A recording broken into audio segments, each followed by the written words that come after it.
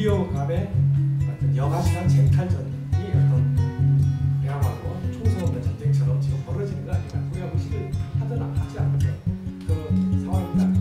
그 속에서 책이 정말 밀리는 그런 형국이 좋은 책을 기획하고 좋은 책을 만들면 독자가 찾아옵니다.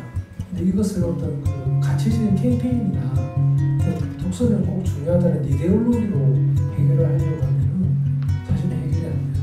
그래서 책을 만드는 입장에서 독자가 정말로 읽고 싶어하는 비독자라 하더라도 평생에 책을 한 권 안 읽었다 하더라도 나는 저 책을 꼭 읽어야겠다는 생각이 드는 그런 가치 있는 책을 기획하고 만드는가 예술부터 좀 고민을 하고 싶고요.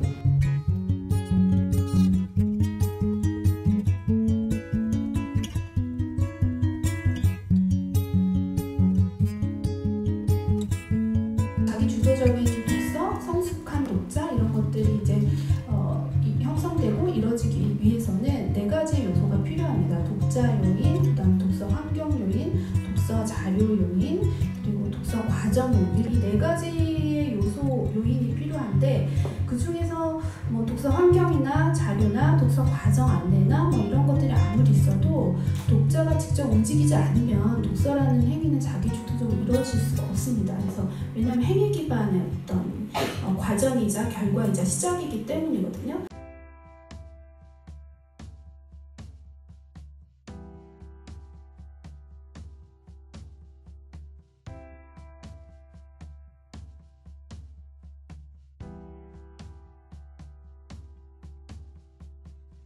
애독자나 간헐적 독자의 경우에는 내가 어쨌든 마음이 내켜서 자발성이 생기면 책을 읽는다는 응답을 가장 많이 한 반면에 비독자는 자기 스스로 나는 독서에 관심이 없어서 책을 안 읽는다라고 응답한 비율이 비독자 중에서 거의 50%에 달했습니다.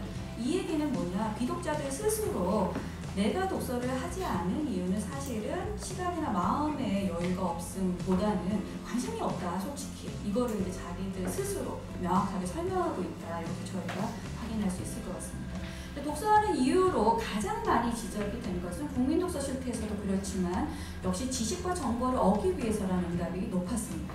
그래서 이 경우는 이제 두 가지 양상으로 나타났는데요. 하나는 지적 호기심에 대한 만족입니다. 인간이 무언가 알고 싶은 부분이 있고 이걸 책을 통해서 이제 해소하고 있는 거죠. 반면에 또 이제 특징적인 부분은 실용적으로 뭔가 뭐 부동산이라든지 재테크라든지 건강 이슈라든지 이 부분을 책을 통해서 지식 정보를 습득해서 내 생활이 더 좋아진다라고 하면 책을 읽고 있다라는 응답도 저희가 확인할 수 있었습니다. 반면에 역시 독자 집단에 따라서 책을 읽는 이유도 조금 달랐습니다. 그래서 1순위는 동일하게 다 이제 지식 정보를 습득하기 위한 건데요. 애독자 집단의 경우에 그 다음으로 습관이 됐기 때문에 당연히 읽는다라는 응답이 높게 나온 반면에 비독자의 경우에는 시간 보내려고 읽는다라는 응답이 차순위로 나와서 상당한 차이가 있구나라는 걸 저희가 확인할 수 있었습니다.